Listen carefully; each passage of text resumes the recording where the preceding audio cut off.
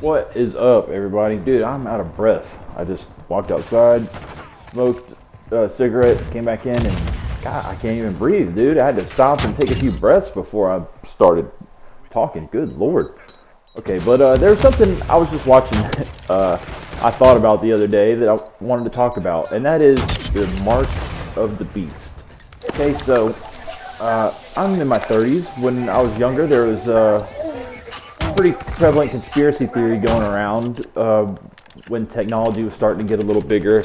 We're all starting to carry cell phones and stuff, where they would say, you know, the mark of the beast, look at this part in the Bible, it says everyone's going to be marked and they're going to keep track of you and blah, blah, blah, and then the government's going to do that. So it's like the Antichrist coming to be the head of the government and is going to put the mark of the beast on all of you to track. And it's like they're equating it from the Bible to technology, and we're not going to get into the whole, you know, whether there's a couple things we're not going to get into on this video, I'll just say that much. But the problem with equating it from the Bible to real life is you're not looking at, I mean, they're just riling themselves up. Number one, it's an ancient book, has no idea what it's talking about. Sorry.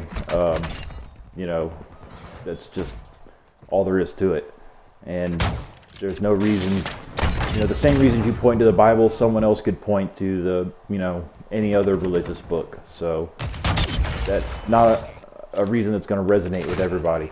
You know what reason for the mark of the beast and for, you know, everyone being tracked, you know what reason does make sense, that makes sense to all religions? The government tracking you and wanting your data and keeping your information. That has like tangible benefits to it that the government could use to strengthen itself. It has nothing to do with religion or the Antichrist. Like, where is the string that connects the two? Like, the government, like, why would you take things the government would clearly want and assume just because there's a thing in the Bible that says something roughly sort of similar,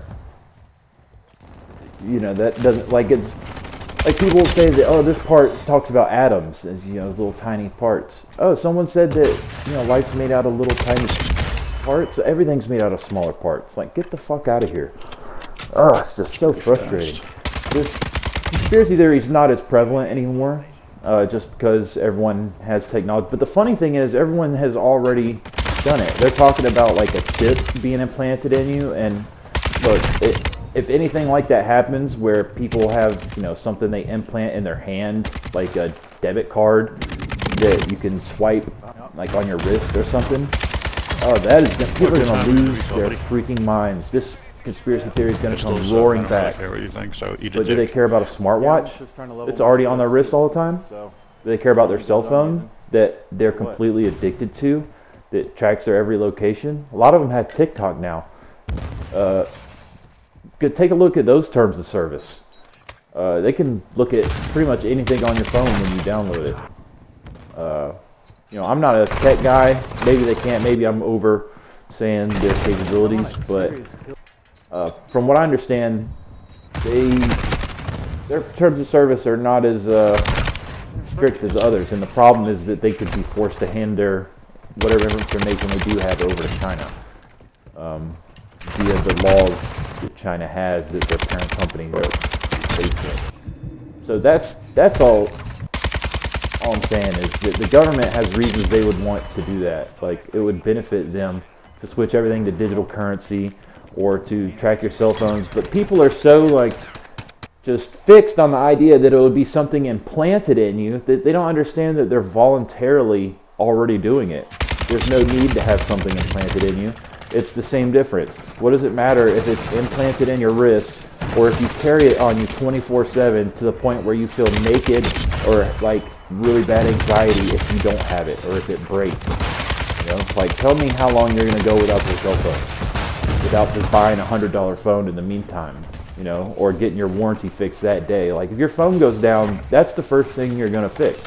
So it's not like, you know, that's not already here, and it just goes right over their heads. Or maybe they point it out and say, yeah, but it's different. It's always some sort of yeah, but, or some sort of mental gymnastics, and it's just silly.